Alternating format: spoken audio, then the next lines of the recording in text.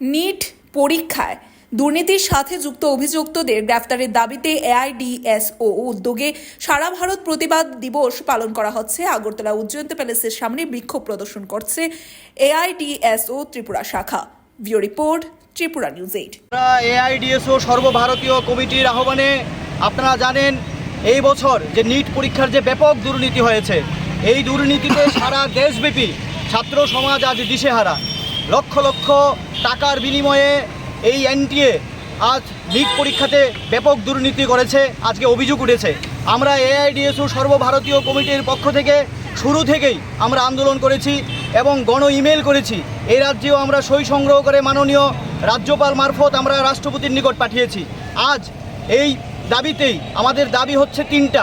মূলত প্রথম দাবি হচ্ছে এই নিট পরীক্ষার সাথে বিচার বিভাগীয় তদন্ত করতে হবে এবং যারা দোষী তাদেরকে শনাক্ত করে দৃষ্টান্তমূলক শাস্তি দিতে হবে। এবং দ্বিতীয় বিষয় হচ্ছে এনটিএকে নয়, এনটিএকে বাতিল করতে হবে এবং নিট পরীক্ষার দায়িত্ব সরকারকে নিতে হবে। আমরা এই দাবিতে সারা দেশব্যাপী আজকে আমরা প্রতিবাদ দিবস পালন করেছি সর্বভারতীয় কমিটির পক্ষ থেকে। তার এই ধারাবাহিকতায় আজকে আমরা এই স্টেট মিউজিয়ামের সামনে আমরা এই দাবিতে বিক্ষোভ প্রদর্শন করছি। আমরা লক্ষ্য করছি যে এই যে ব্যাপক দুর্নীতি হয়েছে, 720-এর মধ্যে 720 পেয়েছে এবছর 67 জন ছাত্র, এটা ভাবা যায় না। এবং 718, 719ও পেয়েছে, এটা তো অসম্ভব।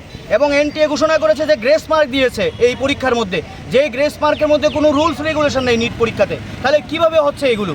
এবং ছাত্ররা আজকে দিশাহারা হয়ে আত্মহত্যা করছে। তার জন্য সারা ভারতবর্ষব্যাপী যে একটা ছাত্র আন্দোলনের প্রয়োজন এবং সরকারকে তার দায় নেওয়া দরকার, সেখানে কোনো ধরনের দায় নিচ্ছে না ভারত সরকার।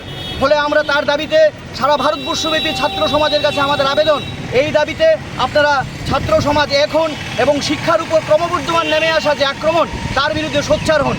আজকে আমাদের ত্রিপুরা রাজ্যেও দেখছি আজকে 500-র উপরে স্কুল বন্ধ হয়ে যাচ্ছে। তাহলে ছেলেমেয়েরা কোন দিকে যাবে? এই যে একের পর এক শিক্ষার উপর আক্রমণ, বিদ্যাজ্যোতি স্কুল প্রকল্প চালু হচ্ছে, সরকারি শিক্ষা ব্যবস্থা ধ্বংস হয়ে যাচ্ছে, স্কুল কলেজে ক্লাস হচ্ছে না। এবং আজকে আমরা তাও দেখছি পত্রিকাতে যে ছাত্ররা শিক্ষকের দাবিতে আন্দোলনে নামছে, সেখানেও শাসক দল থেকে বাধা হচ্ছে। তাহলে এই যে ছাত্র সমাজের পক্ষে কে আন্দোলনে নামবে? আমরা এআইডিএসওর পক্ষ থেকে আমরা মনে করছি যে এই ক্রমবর্ধমান শিক্ষার উপর যে নামে আসছে আক্রমণ, তার বিরুদ্ধে আওয়াজ তোলা দরকার। সেই ধারাবাহিকতায় আমরা ছাত্র আন্দোলন গড়ে তুলছি। আজকেও আমরা এখানে এই বিক্ষোভ কর্মসূচি পালন করছি। আমি রাজ্য সম্পাদক এআইডিএসও রামপ্রসাদ আচার্য।